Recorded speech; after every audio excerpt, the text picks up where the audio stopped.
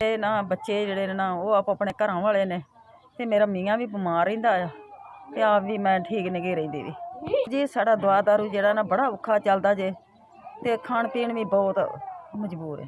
ਮੈਂ ਬਲਕੀਸ ਹਾਂ ਤੇ ਮੇਰੇ ਪੋਤਰੇ ਨੇ ਦੋਵੇਂ ਤੇ ਇਹਨਾਂ ਦਾ ਬਾਪ ਫੌਤ ਹੋ ਗਿਆ ਤੇ ਮੈਂ ਸਾਂਭਣੀ ਸੋਭਣੀਆਂ, ਮੈਂ ਖਵਾਨੀ ਪਿਆਨੀ ਹਾਂ, ਮਿਹਨਤ ਮੁਸ਼ੱਕਤ ਕਰ ਘੁਰ ਕੇ ਤੇ ਇਹਨਾਂ ਨੂੰ ਪਾਲਣੀਆਂ ਪਈ।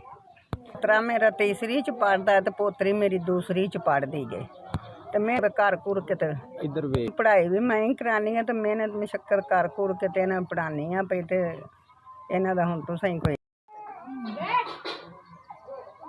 ਇਸ ਤਰ੍ਹਾਂ ਇਹ ਤੁਹਾਡੀ ਤਰਫੋਂ ਨਾ 3000 ਰੁਪਇਆ ਜਿਹੜਾ ਨਾ ਮਿਲਿਆ ਮੈਨੂੰ ਤੇ ਅੱਲਾਹ ਪਾਕ ਤੁਹਾਡੀ ਤੰਦਰੁਸਤੀ ਦੇਵੇ ਤੇ ਜ਼ਿੰਦਗੀ ਦੇਵੇ ਤੁਹਾਡੀ ਅੱਲਾਹ ਪਾਕ ਤੇ ਜਿਹੜੇ ਨਾ ਤੁਹਾਂ ਮਿਹਨਤ ਕਰਕੇ ਤੁਹਾਂ ਜਿਵੇਂ ਵੀ ਘੱਲੇ ਨੇ ਤੁਹਾਂ ਆਪਣੀ ਤਰਫੋਂ ਘੱਲੇ ਨੇ ਤੇ ਬੜੀ ਤੁਹਾਡੀ ਨੇਕੀ ਹੈ, ਮਿਹਰਬਾਨੀ ਹੈ ਤੁਹਾਡੀ। ਅੱਲਾਹ ਪਾਕ ਤੁਹਾਡੀ ਤੰਦਰੁਸਤੀ ਦੇਵੇ। ਆਪਣੀ ਵੀ ਲਾਵਾਂਗੇ, ਤੁਹਾਡੇ ਬਾਬੇ ਦੀ ਵੀ ਦਵਾਈ ਲਾਵਾਂਗੇ। ਅੱਲਾਹ ਪਾਕ ਤੁਹਾਡੇ ਤੇ ਕਰਮ ਕਰੇ, ਰਹਿਮਤ ਕਰੇ, ਅੱਲਾਹ ਪਾਕ ਤੁਹਾਡੇ ਤੇ ਫਜ਼ਲ ਕਰੇ।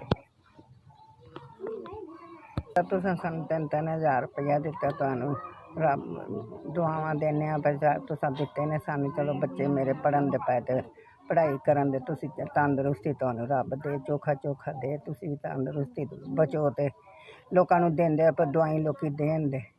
ਤੰਦਰੁਸਤੀ ਦੇ, ਤੁਹਾਡੇ ਬੱਚਿਆਂ ਦਾ ਭਲਾ ਹੋਵੇ, ਤੁਹਾਡੇ ਮਾਂ ਪਿਓ ਨੂੰ ਤੰਦਰੁਸਤੀ ਰੱਬ ਦੇ, ਚੋਖੀ ਜ਼ਿੰਦਗੀ ਦੇ, ਤੁਸੀਂ ਆਪ ਵੀ ਠੀਕ ਠਾਕ ਹੋਵੋ।